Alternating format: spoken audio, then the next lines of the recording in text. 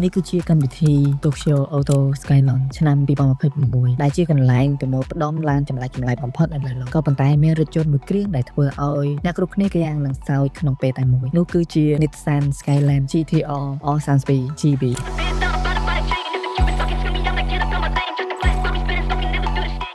រថយន្តដែលមានតួខ្លីបែបនេះគឺត្រូវគេយកតួខ្លួនរបស់ R32 ដើមយកមកកាត់ផ្នែកកណ្ដាលចេញជិត1ម៉ែត្របច្ចេកទេសនេះគេហៅថា Chassis Soft Mini ដែលទាមទារការផ្សារដែកយ៉ាងម៉ត់ចត់បំផុតដើម្បីរក្សារំនឹងរថយន្តនេះត្រូវបានបំពាក់ទៅដោយយ៉ានកង់ពណ៌សប្រភេទ Deep Dash ដែលមានរាងឃ្លុបចូលក្នុងយ៉ាងជ្រៅហើយអ្វីបានគេប្រើប្រាស់កង់ធម្មតាក៏ព្រោះតែរថយន្តដែលខ្លីបែបនេះគឺងាយនឹងបាត់បង់លំនឹងនេះគឺជាម៉ាស៊ីនត្រកូល RB ដែលមានចំណុះរហូតដល់ 2.5 លីត្រ 6 ស៊ីឡាំងម្ចាស់រថយន្តរៀបចំប្រព័ន្ធ Turbo Charge និងទុយោថ្មីទាំងអស់ដើម្បីឲ្យវាអាចស្ថិតក្នុងលំហដ៏ទូចបាននេះអ្វីដែលកាន់តែភ្ញាក់ផ្អើលនោះគឺវាមានកម្លាំង300សេសសន្ទុះរបស់វាគឺពិតជាខ្លាំងមែនទែនគ្រាន់តែជាន់ហ្គាបន្តិចវានឹងស្ទុះហោះដោយក្របកំភ្លើងផ្នែកខាងក្នុងវិញគឺមានកៅអីត្រឹមតែ2ប៉ុណ្ណោះដែលជាប្រភេទកៅអី Sport Bucket Seat ពណ៌ក្រហមឆ្អៅចម្ងាយរវាងដៃចង្កូតនិងកៅអីគឺជិតគ្នាខ្លាំងមែនទែនដែលធ្វើឲ្យអ្នកបើកបរមានអារម្មណ៍ថាដូចជាកំពុងបើកបររថយន្តប្រណាំងកង់ខានអញ្ចឹងក៏ប៉ុន្តែ